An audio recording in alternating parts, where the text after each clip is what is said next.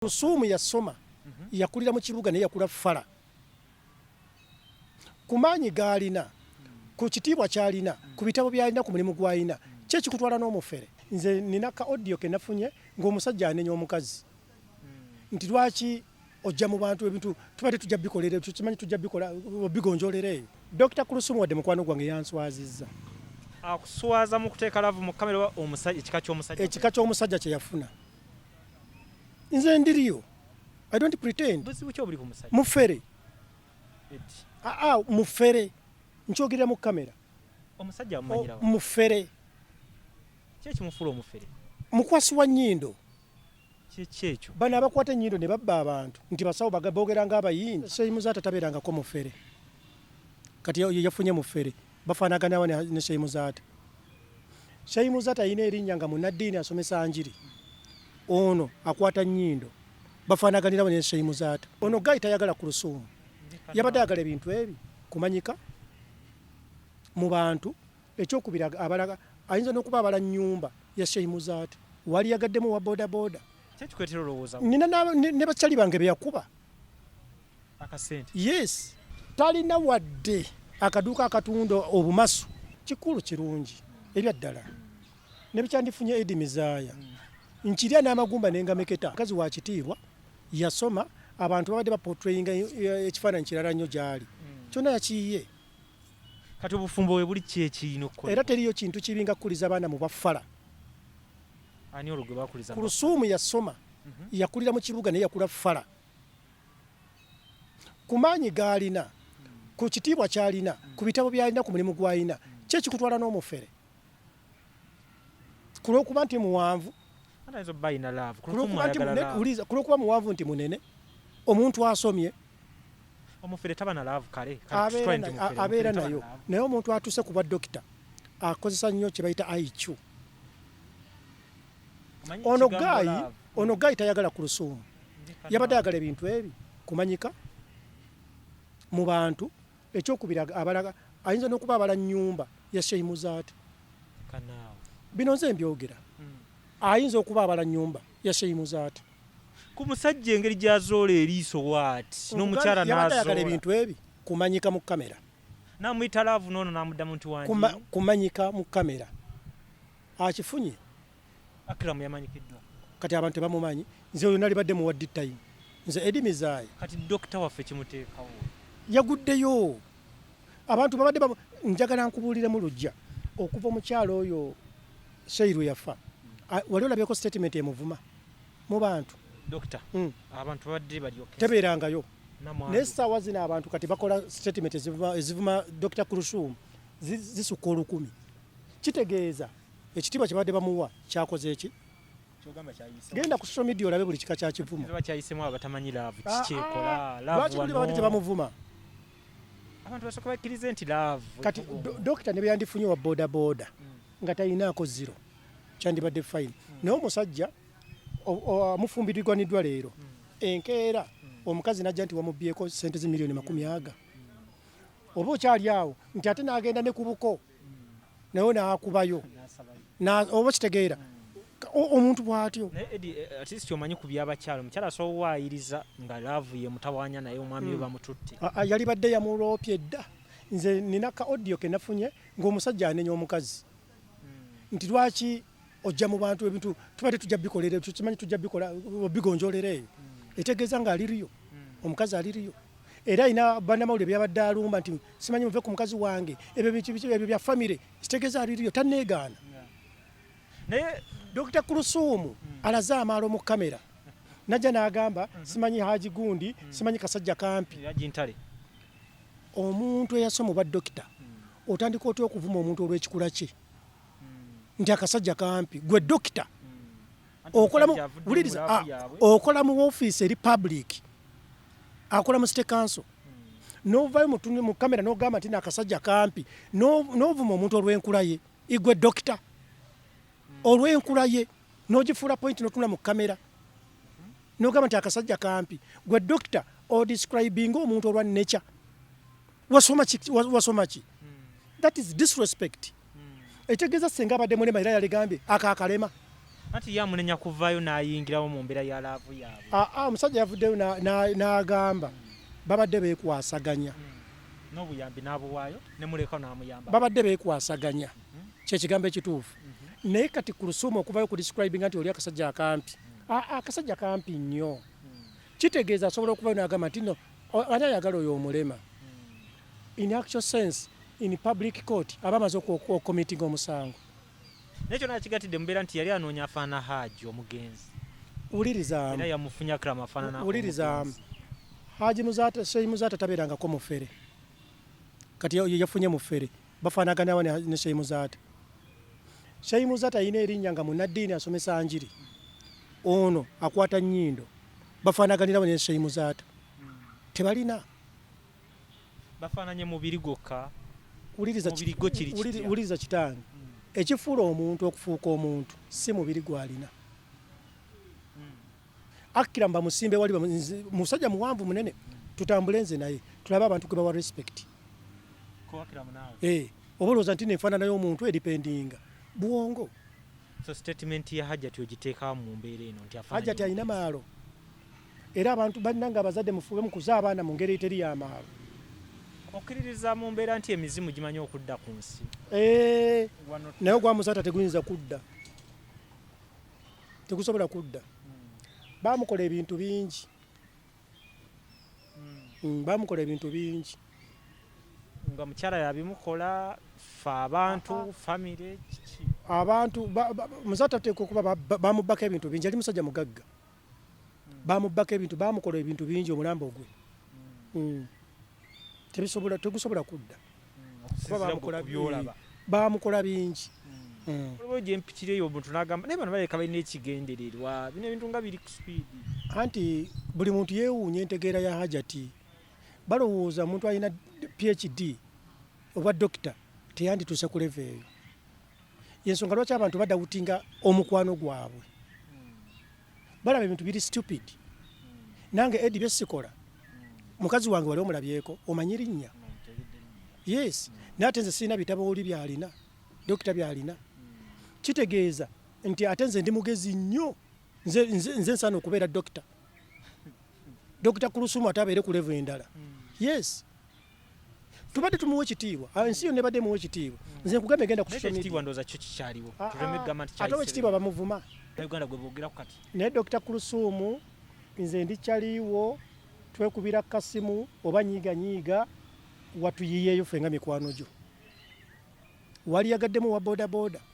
Programu eno kutuusibwako aba Pulse Construction Company Limited abakugu mu by'okuzimba bazimba kalina ez'ebyuma saako n'okuyiwa enkokoto basiiga langi n'okuddaabiriza ebizimbe ebya bizinesi n'amakaago kosa ne kalonda yenna akwata ku by'okuzimba basangibwa ku Bobi Wine Road Gayaza kosa n'ennamba y'essimu nga w'ogiraba wansi awo WhatsApp n'awe ayagala okubakubirako. Kisitu Electronics badiringira mu byamasannyalaze solar panels ku size zonna amasimu agatayitamu mazzi flat screen fridges ne kalonda yenna basangibwa ku Hanifa Tower kosa n'ennamba y'essimu nga w'ogiraba wansi awo gw'abeetaaze osobola baweereza ka WhatsApp kosa n'okubakubira essimu. Wamato Estates Management Uganda Limited bakugu mu kusoloza ennyumba z'abapangisa okuziddaabiriza saako n'okuzimbira gwe azeetaaga basangibwa Lungujja ku Mackay Road n'ennamba y'essimu nga w'ogiraba baweereze WhatsApp oba bakubire Ziwa and Sons suppliers w'ebikozesebwa mu kisenge ng'ofuula ekisenge kye ekyenjawulo kirabike bulungi gula amasooka amalungi bed cover duvet mosquito nets towel ne kalonda yenna agwa mu kkoero basangibwa ku Mukwana Arcade n'ennamba y'essimu weeri wansi awo. Sozo Properties agula ebintu ebikozeko eby'omunju restaurants gym saloon nga bikyali mu mbeera nnungi. Genda ekireka Kamuli Road oba mukubireko ku nnamba y'essimu gy'olabaawo. Mariam Massa mukyala muyimbi mukyala muzadde ensonga z'abaana azitegeera nnyo ku YouTube Mariam for Children subscribinga wuliriza music we omulungi aliko Facebook Mariam Music. Kuluthum yakutte ssente naawe omufere amwebakeko amuwase. Eddy ekyo kijje. Kino njogera bwe kiti bwe kiri. Akira mutayina gwadde gumbe liwasa Kuluthum. Kuluthum mukazi mukozi yasoma. Ono gayi tayina wadde ntino nina akaduuka. Nti oba ntunda bikwanso oba bugirita. Yatugambye addayo akole emirimu. Talina wadde akaduuka akatunda obumasu. Alina bana akaduuka yingini alina kukola luguudo. Ono Dokita Kuluthum yagenda okuteekamu omulenzi amwagale. naye ng'obalaba nti kijja mala kikwate. Tebiriyo. Kulusumu agenda kwegula paka lwaliko walaava eggwewo. Kulusumu agenda kwegula paka. Omanyi kibayita okwegula? Okwegula kwa bbeeyi. Lava erina kubeera 50-50 ng'onaateekamu 50 nawe oteekamu 50.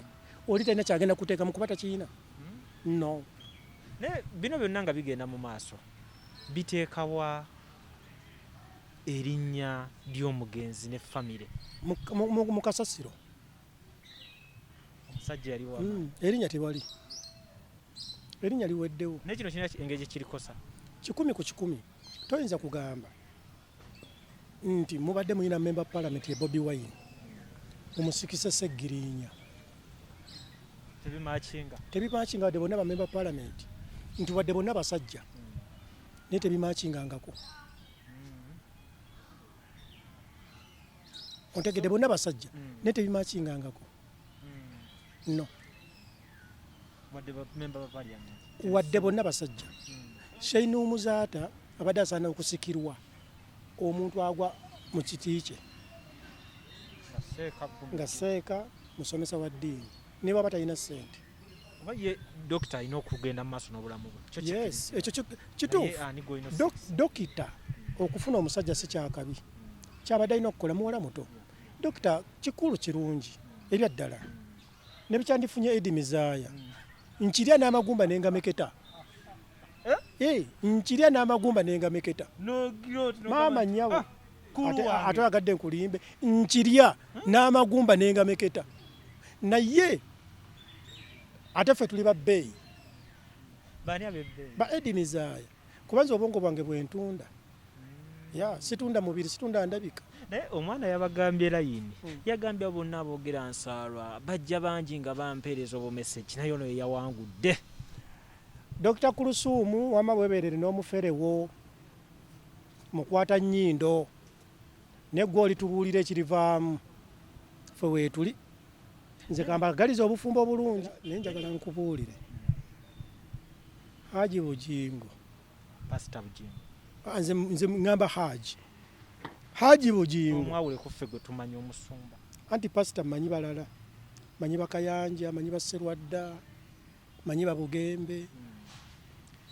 Manyi Bajjengo kati oyo ali waffe. Nze ni Musiraamu. Yadda waffe.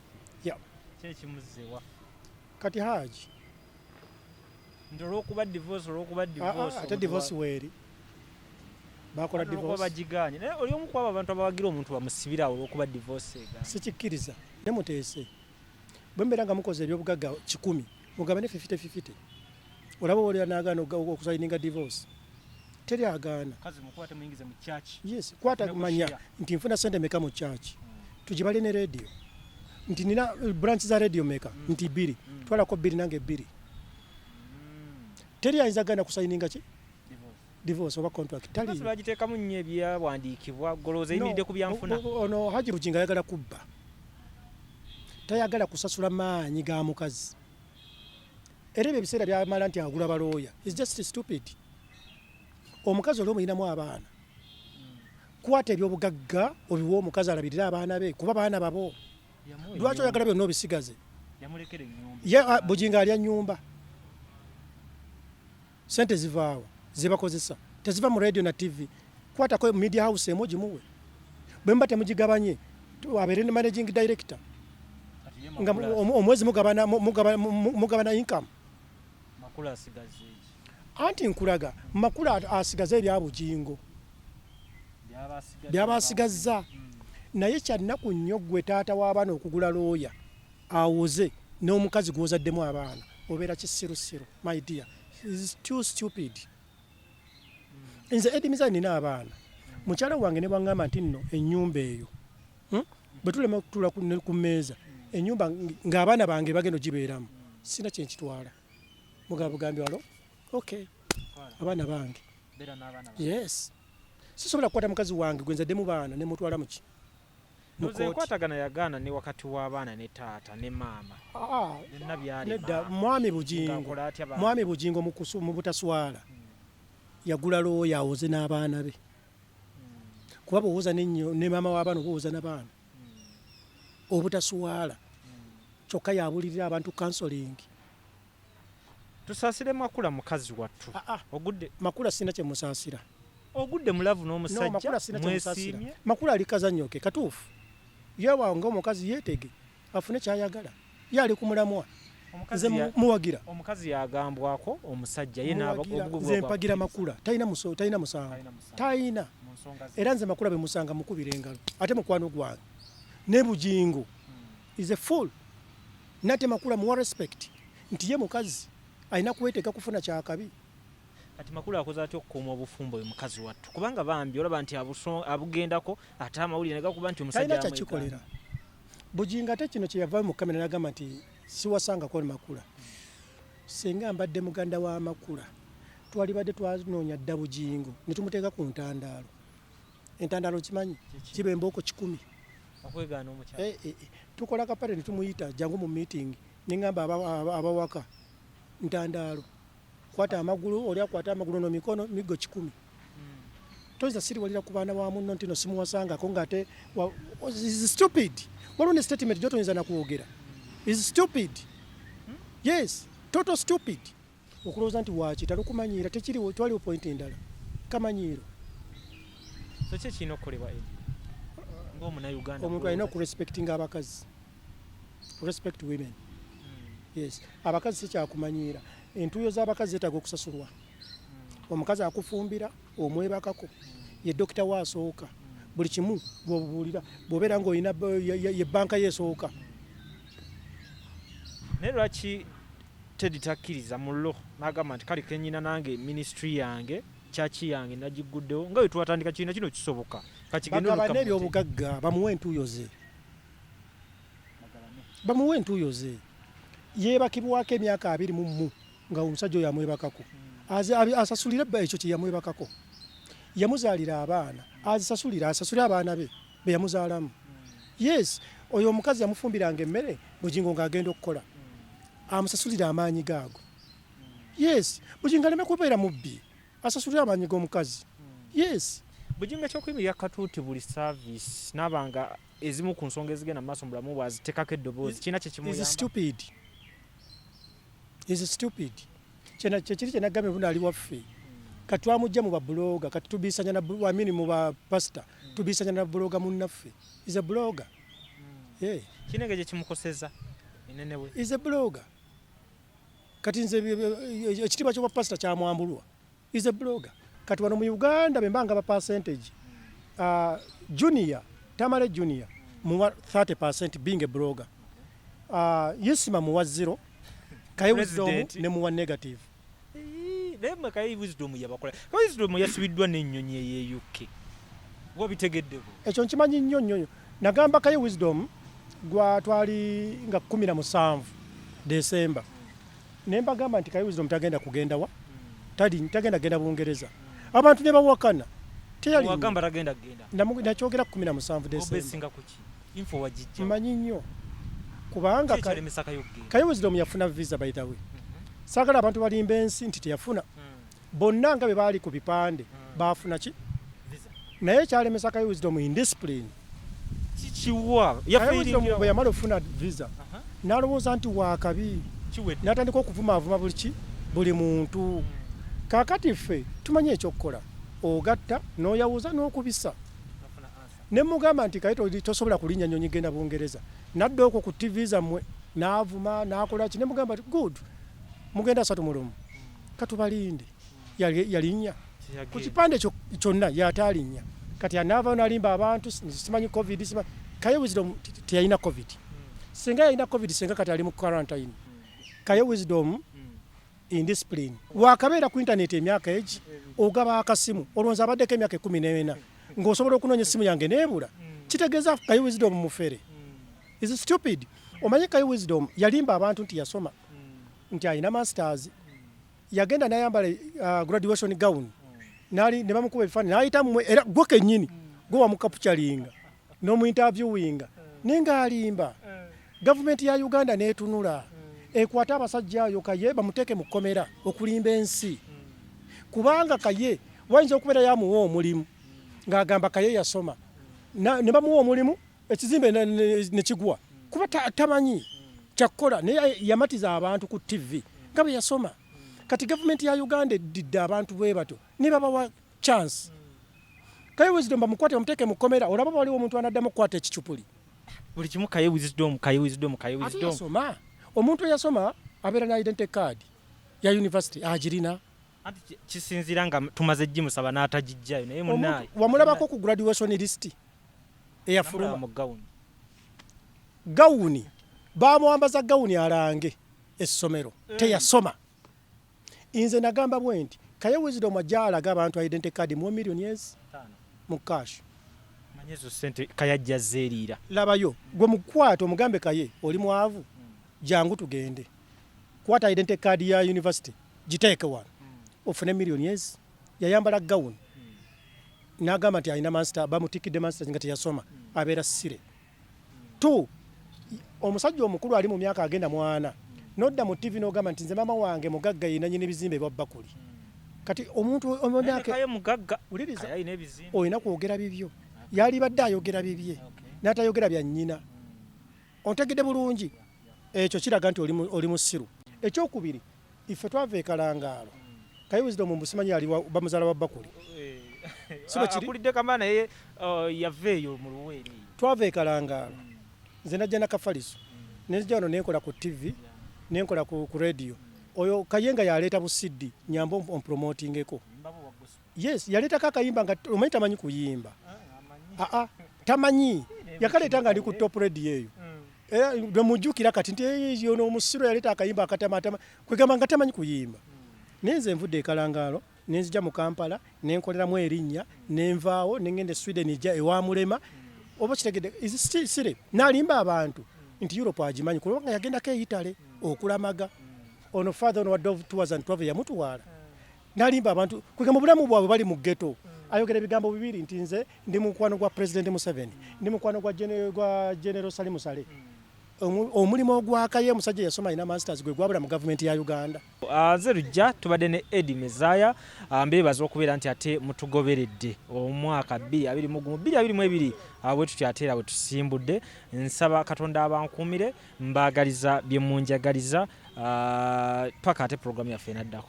So njagala oyongere okukubira abaana Uganda ekifaananyi ku onyikize ekintu oba omugaso gwa biodigest eno ddala omuna Uganda ali yayongera omumanya engeri gyemuyambamu.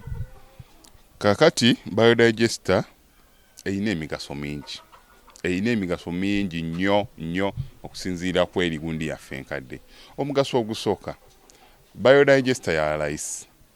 Okusinziira ku erigundi yaffe enkadde bayo ya aleese nnyo bakasitoma betukoleddeko ekyo bakiweerako obujulizi n'abalala batukubiddeko bakiweerako obujulizi ya aleese nnyo okusinziira ku eri yaffe enkadde. Ekyokulala etwala ennaku ntono nnyo okuggwa ejja kutwalira ennaku wakati w'olumu n'ennaku 3 ebeera emaze okukola ki okuinstallinga wano ng'ekisigadde mpozi kutambuza pipe drainage tumuyita drainage work. Kutambuza pipe okuva mu nju paka ku system wano naye nga ogiinstallingawo kikutwalira ennaku ntono nnyo. Ekyokulala naddala bannaffe abali awafunda n'abo bennyininyini abali awagazi lwansonga nti tegendako kisiraabu kino eno kyewalabanga oluusi kiriko fuuti zaakyo 15 ku 2 kiba kisse space nnene nnyo.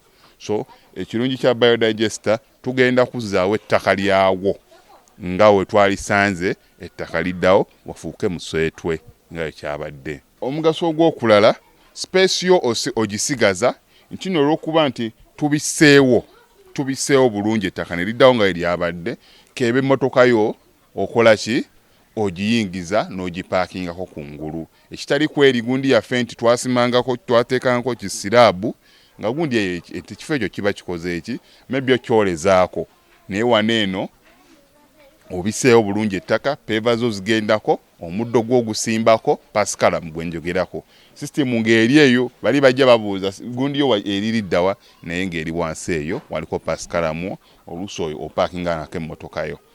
Ekyokunuunwamu ekyo okunuunwamu tenuunwamu tukiyita no emptying. Tetunuunamu zitununamu mu biodigester pozi nga twagambyeko just mayinja gegetaaga service eyo mudda olusinga na wafadda n'abaana be balikola ki be baliga service nga amayinja naye nga yo tenunwamu nga olaba gundi yaffe eri enkadde nti n'emyaka gibe 2 3 ojja kujja okole ki onunemu atwetaaze ojja tusanga Kamokya tuli plot 45 Prince Charles Drive gye tusangibwa enamba z'essimu kanziddemu Airtel eri 07017669992 n'endala MTN 0789224230 n'ennamba zaffe endala tulina ennamba nga 3 zonna weeziri wansi awo zonna osobola ozikoonako oba WhatsApp oba ki oba ojja tutuukako tukwasaganye